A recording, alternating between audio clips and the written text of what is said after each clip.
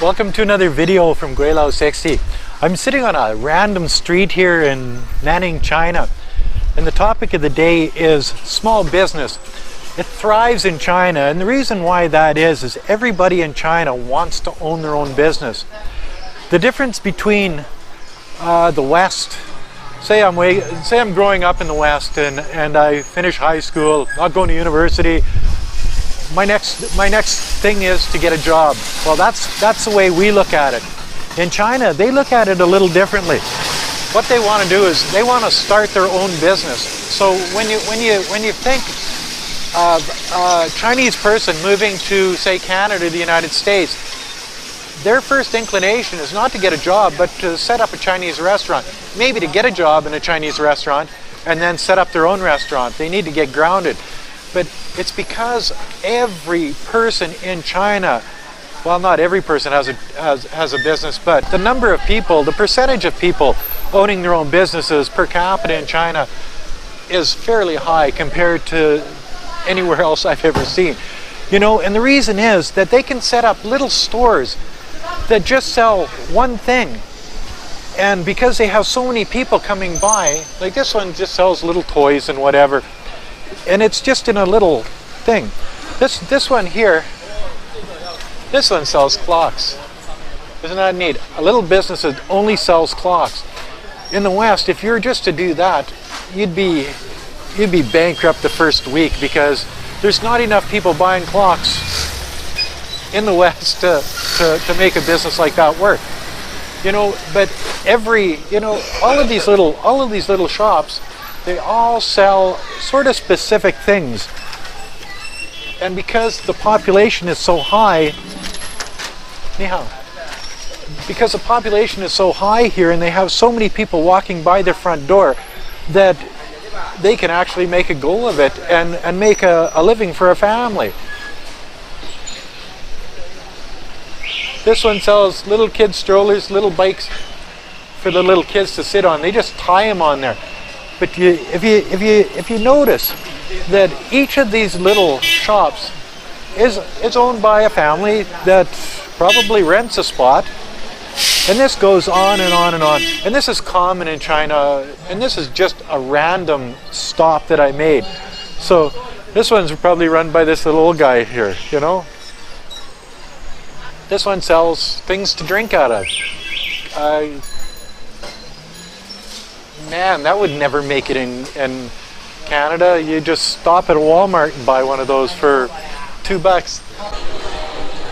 You see, the larger malls in China, as anywhere else that I've ever seen, are reserved for businesses, corporations that have brand names and such. So, like, if you're not a My Watch or an Adidas or a Levi's or Prada, Gucci, whatever, you don't get a spot in one of these larger malls in China. This one isn't a very large mall, but if you're just one of the little ma and pa operations, they won't rent you in one of these places. So you're back to those little small spots on the street. Or you could rent a whole bunch of small spots on the same street to make your ma and pa operation a little bit bigger, and there's a lot of them like that here.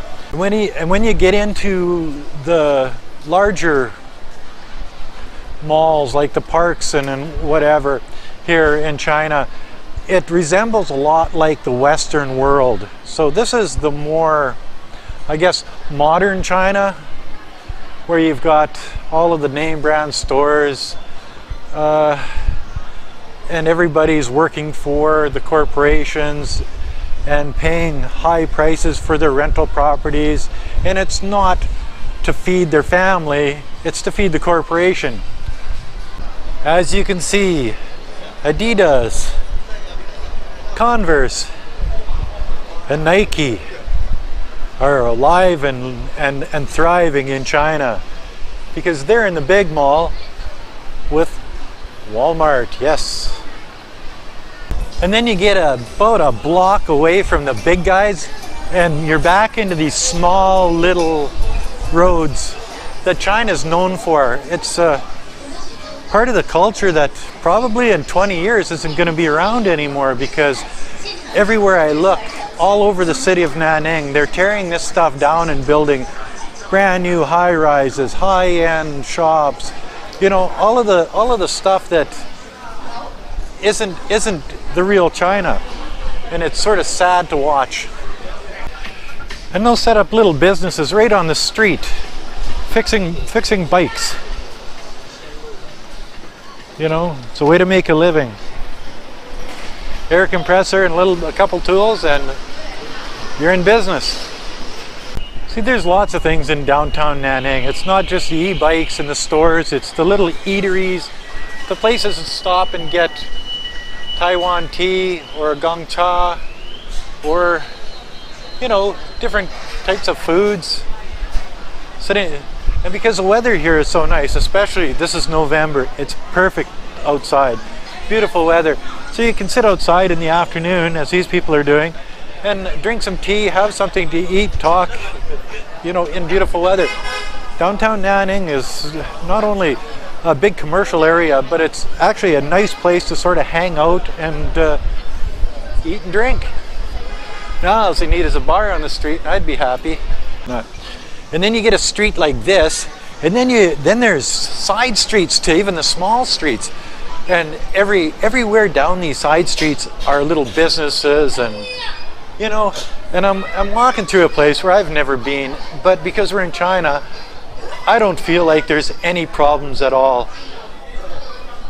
Well, maybe I do, because it looks like a hooker alley, so I better not go down there, or else I might lose some money. So that was just the wrong alley to go down. I'm going to do a video about that one of these days, but this isn't going to be the video. This video is about small business and how the Chinese do small business the best. You know, they make a little spot, any nook and cranny that they can rent, and they turn it into a little convenience store, a little buffet, you know, selling cosmetics to selling soup. It's amazing how they can make a living out of just any little spot. And that's another video from Guilao 60. If you like this video, like, comment, subscribe, push that share button, and every once in a while you look behind me and there's people looking over my shoulder, and that's just the way it is. Like this guy in the green, he just spit all over the place, but that's just the way it is. This is China. And as you can see, all through the downtown core of Nanning City, it's e-bike parking on every street, and you've got somebody watching them. So it's as I say, it's an RMB per bike. So they're making a killing, because there's got to be 100,000 bikes here. 100,000 RMB, that's $20,000 a day just parking just bikes, which is a pretty good deal as far as I'm concerned. I should get a job looking after bikes.